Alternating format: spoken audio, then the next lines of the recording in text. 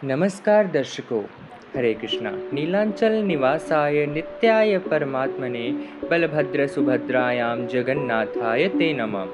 हिंदू धर्म के अनुसार 4 पवित्र धामों में से एक है पुरी क्षेत्र में स्थित श्री जगन्नाथ मंदिर। यहाँ भगवान श्री कृष्ण अपने भाई बलराम और बहन सुभद्रा जी के साथ विराजते हैं। श्री जगन्नाथपुरी को कलयुग का वैकुंठ भी कहा जाता है।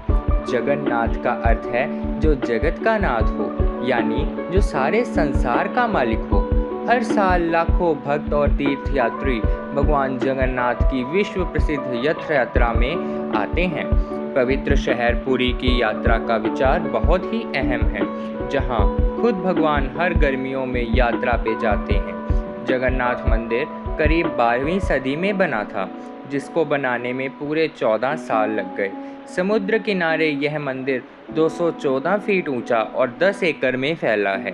यहाँ श्री भगवान के अर्च विग्रह खाट के बने हैं, जो हर 12 साल बाद बदले जाते हैं।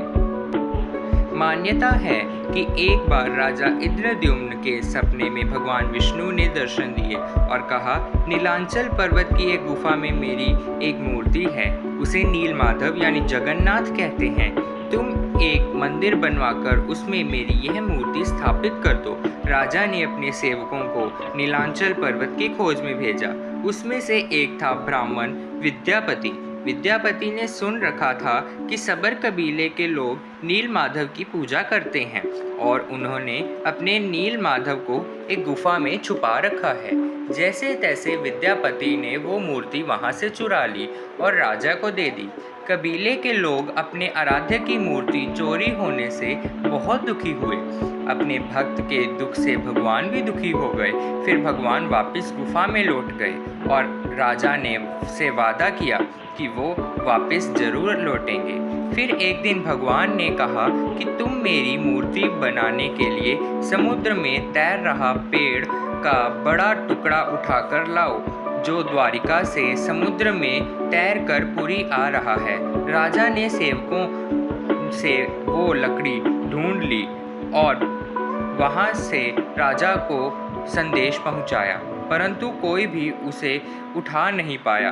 तब राजा को समझ आ गया कि नील माधव यानी जगन्नाथ जी के अनन्य भक्त सबर कबीले के मालिक विश्ववसु की ही सहायता लेनी पड़ेगी।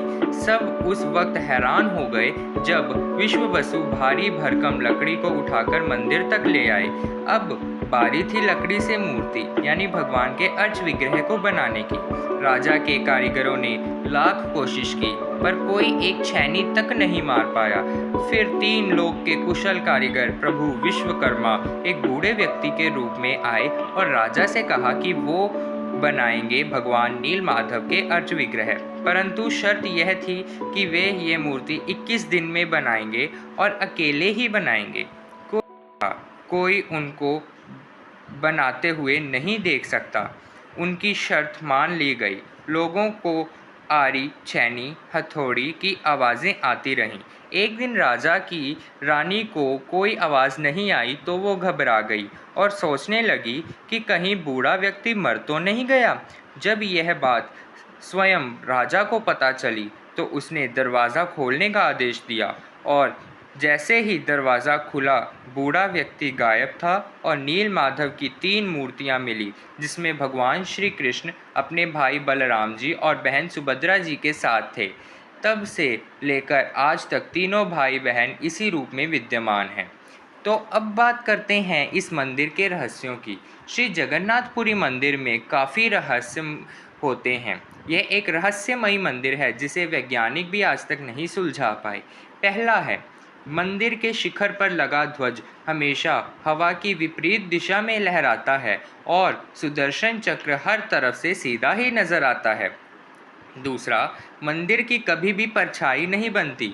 तीसरा, मंदिर के गुंबद पर कभी कोई पक्षी नहीं बैठता और मंदिर के ऊपर से कभी कोई पक्षी नहीं गुजरता। चौथा, समुद्र किनारे बसे इस मंदिर में कभी भी समुद्र की लहरों की आवाज़ नहीं आती। पांचवा, यहाँ आज भी भगवान श्री कृष्ण का असली दिल धड़कता है।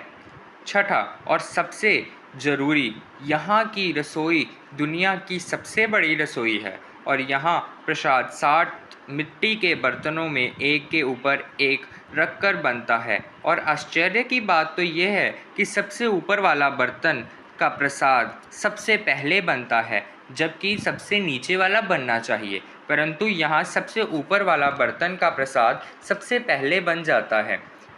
दुनिया की सबसे बड़ी रथ यात्रा यानी जगन्नाथ रथ यात्रा यहाँ पर निकाली जाती है।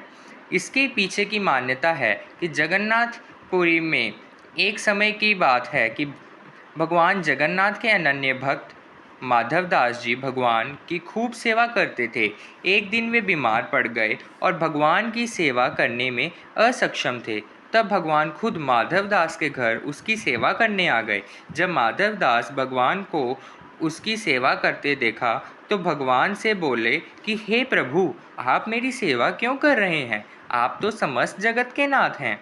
आप चाहें तो मेरी बीमारी खत्म कर सकते हैं, फिर आप ऐसा क्यों नहीं करते? इसे आपको मेरी सेवा नहीं करनी पड़ेगी और मैं आपकी सेवा में संलग्न हो सकूँगा।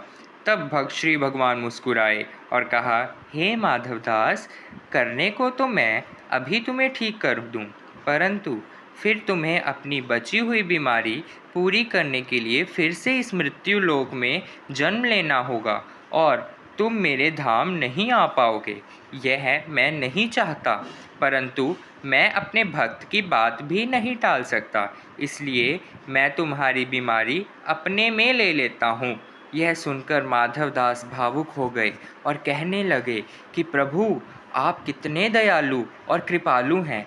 तब से लेकर आज तक भगवान हर साल 15 दिनों के लिए बीमार होते हैं और बाद में मंदिर से बाहर निकलकर अपने भक्तों को भव्य रथ में बैठकर दर्शन देते हैं। तो देखा दर्शकों, भगवान जगन्नाथ ऐसे भगवान हैं जो भक्त की छोटी सी सेवा पर भी खुश हो जाते हैं।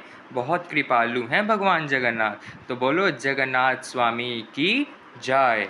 धन्यवाद।